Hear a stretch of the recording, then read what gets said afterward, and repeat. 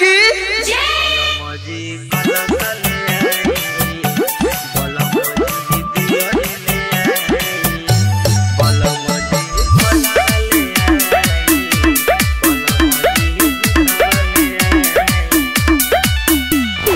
नया नोहर भिए कनिया बारू नव दिन नवमी के व्रत करतारू।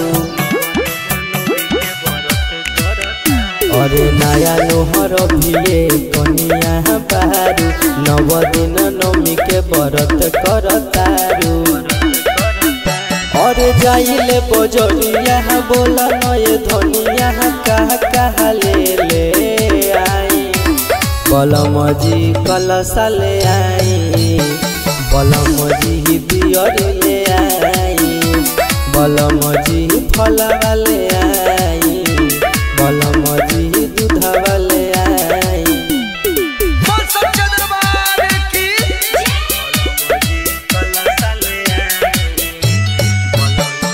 बोल सच्चा दरबार की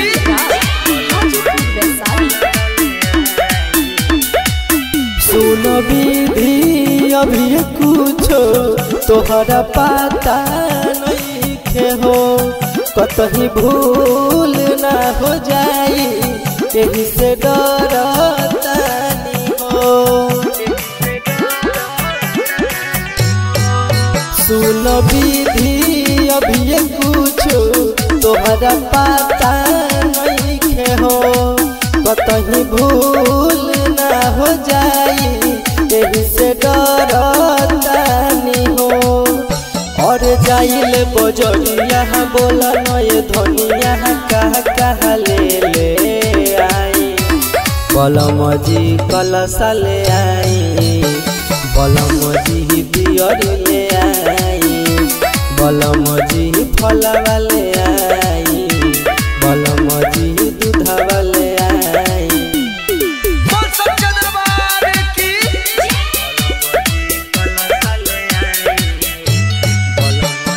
बोल सच्चा दरबार की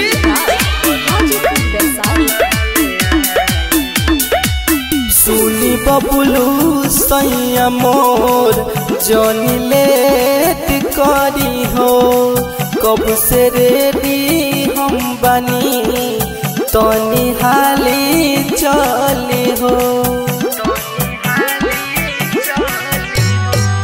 सुनी बबुलू सैया मोर जनी लेट करी हो कब से रेडी हम बनी तनी हाली चली हो।